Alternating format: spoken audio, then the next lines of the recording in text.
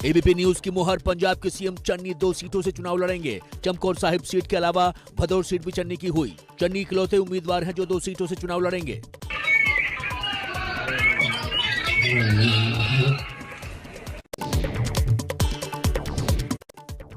कांग्रेस छोड़ बीजेपी में शामिल हुई अदिति सिंह के पति को भी झटका। अदिति सिंह के पति अंगद सिंह का नवाशहर से टिकट कटा। एबीपी न्यूज पर अखिलेश यादव का योगी सरकार पर हमला, बोले योगी सरकार ने कोई काम नहीं किया। निराश हो जाते हैं और जिन्हें जनता का समर्थन नहीं मिल रहा होता है, जिन्होंने 4.5 साल कोई काम न किया हो, 5 साल पूरा मौका मिला, दिल्ली की सरकार का सहयोग मिला, उसके बाद उत्तर प्रदेश का हालत क्या है। चुनावी राज्य गोवा पहुंचे केंद्रीय गृह मंत्री अमित शाह। बोरिम की साईं बाबा मंदिर में शाह ने पूजा की। शाह के साथ गोवा के मुख्यमंत्री प्रमोद सावंत भी मौजूद रहे।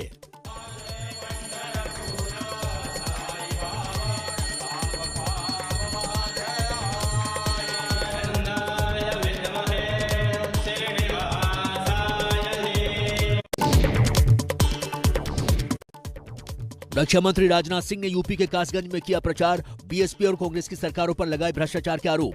सब पर कभी न कभी भ्रष्टाचार का आरोप लगा है, पर योगी आदित्यनाथ की सरकार हो, कोई मां का लाल उंगली उठाकर नहीं कह सकता है कि उनके दामन पर कोई भ्रष्टाचार की दाग लगी हुई। बीजेपी विधायक जेपी नड्डा ने फिरोजाबाद के शिकोहाबाद में घर घर जाकर किया प्रचार। एसपी का गढ़ माना जाता है शिकोहाबाद का इलाका। हापुड़ में योगी ने मुजफ्फरनगर दंगों की याद दिलाई। एसपी पर साधा निशाना, बोले अखिलेश देते थे दंगाइयों को संरक्षण।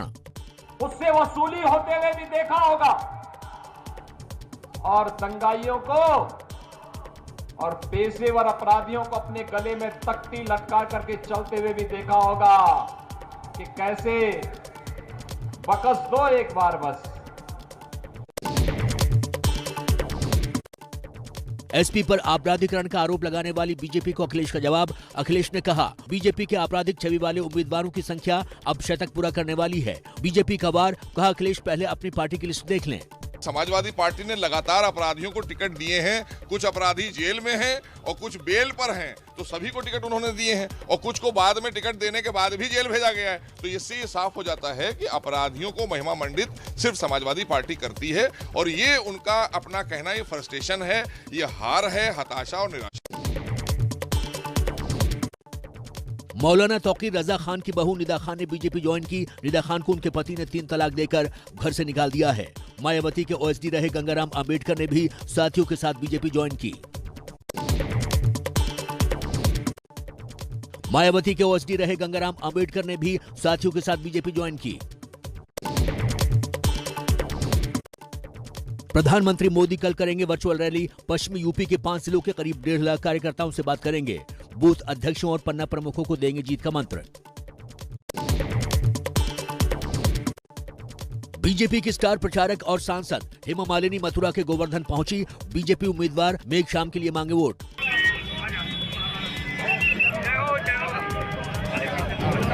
चलिए भैया, थोड़ा गैप दे दो। कांग्रेस नेता हार्दिक पटेल ने वाराणसी में घर घर जाकर किया प्रचार। लोगों से मांगे वोट। पटेल की पार्टी पदाधिकारियों के साथ बैठक। यूपी के गोरखपुर में टिकट कटने से नाराज खजनी सीट से विधायक संत प्रसाद 2 दिन का दिया अल्टीमेटम। इसमें कोई दोहरा नहीं, हम 2 दिन वेट करेंगे। हम हनुमान जी के भक्त हैं। हाँ। और आज है शनिवार, कल इतवार, मंगलवार को मैं एकदम घोषित कर दूंगा कि मैं चुनाव लड़ूं। यूपी के चुनाव में जिन्ना पाकिस्तान और कैराना से पलायन का मुद्दा गरमाया। मशहूर शायर मुनव्वर राणा ने कहा अगर फिर यूपी में बीजेपी की सरकार बनेगी तो वो पलायन कर जाएंगे। तो हम भारतीय जनता पार्टी को बोलना चाहते हैं कि हमने तो 2 साल पहले ऐलान कर दिया है कि अगर योगी आ जाएंगे तो हम यहाँ से पलायन कर जाएंगे। इस पलायन को भी तो नोट कीजिए। पंजाब में अरविंद केजरीवाल का एक और चुनावी ऐलान, कहा पंजाब में आपकी सरकार बनने के बाद सरकारी दफ्तरों में बाबा अम्बेडकर और शहीद भगत सिंह की तस्वीर लगाई जाएगी। पंजाब सरकार के किसी भी दफ्तर में सीएम की या किसी भी नेता की फोटो नहीं लगाई जाएगी। बाबा साहब अम्बेडकर और शहीद आजम भगत सिंह की तस्वीर पंजाब सरकार के हर दफ्तर के अंदर लगाई जाएगी।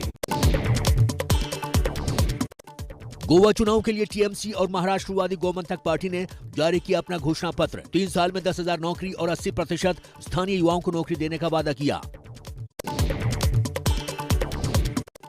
पीएम मोदी ने इस साल के पहले मन की बात कार्यक्रम में बापू को श्रद्धांजलि देते हुए कहा कि अब गणतंत्र दिवस के कार्यक्रम 23 जनवरी से 30 जनवरी तक चला करेंगे। नेताजी सुभाष चंद्र बोस की जन्म जयंती से शुरू होगा और 30 जनवरी तक यानी गांधी जी की पुण्यतिथि तक चलेगा।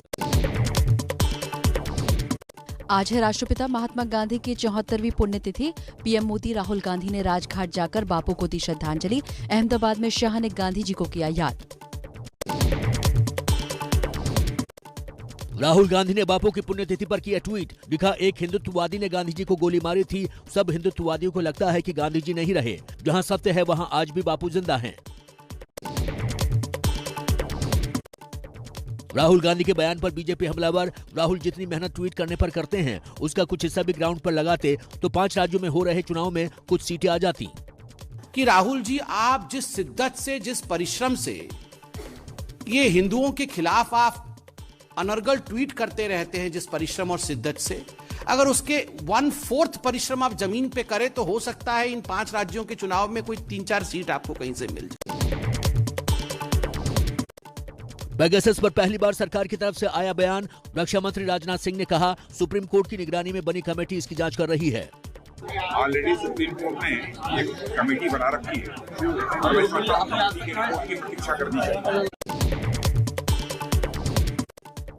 एमपी के उज्जैन में टूटे कोरोना के सारे नियम। उज्जैन के लोकोड़ा गांव में एक मृत्यु भोज के दौरान हजारों की संख्या में जुटे लोग। बेकाबू भीड़ ने गेट तक तोड़ डाला। वीडियो हुआ वायरल।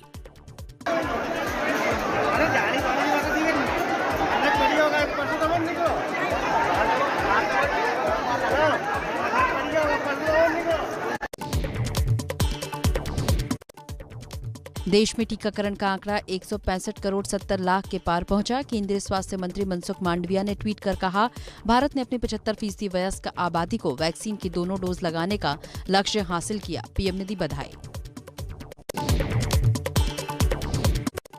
देश में कोरोना के केस में कमी। पिछले 24 घंटे में कोरोना के 2,34,281 नए मरीज सामने आए। कल से 1,000 कम है केस। मृतकों का आंकड़ा बढ़कर 893 हुआ। दिल्ली में पिछले 24 घंटे में केवल 4,500 के करीब नए कोरोना केस। 28 लोगों की कोरोना से मौत। संक्रमण दर घटकर 7% के करीब आई। दक्षिण भारत में कहर बरपा रहा कोरोना। 24 घंटे में केरल में 50,000 केस, कर्नाटक में 33,000 और तमिलनाडु में 24,000 से ज्यादा नए कोरोना मरीज सामने आए। मुंबई मेट्रो में सफर करने वाली महिलाओं के लिए हाइजीन का रखा जाएगा खास ध्यान। मुंबई मेट्रो में घाटकोपर स्टेशन परिसर में महिलाओं के लिए पाउडर रूम लाउंज बनाया गया। कैफेटेरिया हाइजीन से जुड़ा सारा सामान मिलेगा। दिल्ली के आईजीआई एयरपोर्ट पर विदेशी महिला से 2 किलो कोकेन बरामद। कोकेन की कीमत 43 करोड़ रुपए। लाओस से दिल्ली आ रही थी महिला। बैग की फॉल्स कैविटी में छिपाकर ला रही थी। जम्मू कश्मीर में सुरक्षा बलों को बड़ी कामयाबी। पिछले 12 घंटे में 2 अलग अलग ऑपरेशन में 5 आतंकी ढेर। जैश के कमांडर जाहिद बानी समेत लश्कर के कई पाकिस्तानी आतंकी मारे गए। रायबरेली में शराब कांड को लेकर पुलिस की बड़ी कार्रवाई। जिस ठेके से खरीदी गई थी जहरीली शराब, उस ठेके को किया जमींदोज। पश्चिम बंगाल के बालीगंज जंक्शन के पास शराब के नशे में धुत युवकों की करतूत। रेलवे की पटरी पर चढ़ाई कार। रेलवे पुलिस और प्लेटफॉर्म पर मौजूद लोगों की मशक्कत के बाद कार को पटरी से हटाया जा सका। टला बड़ा हादसा। झारखंड में जेडीयू के युवा प्रदेश अध्यक्ष मयंक सिंह का AK-47 से अंधाधुंध फायरिंग का वीडियो वायरल। जांच में जुटी पुलिस। इजरायल से कूटनीतिक संबंधों के 30 साल पूरे होने पर बोले प्रधानमंत्री मोदी, दोनों देशों की दोस्ती दमदार, जुड़ रहे हैं नए अध्याय। कि भारत इजरायल दोस्ती आने वाले दशकों में आपसी सहयोग के नए कीर्तिमान स्थापित करती रहेगी।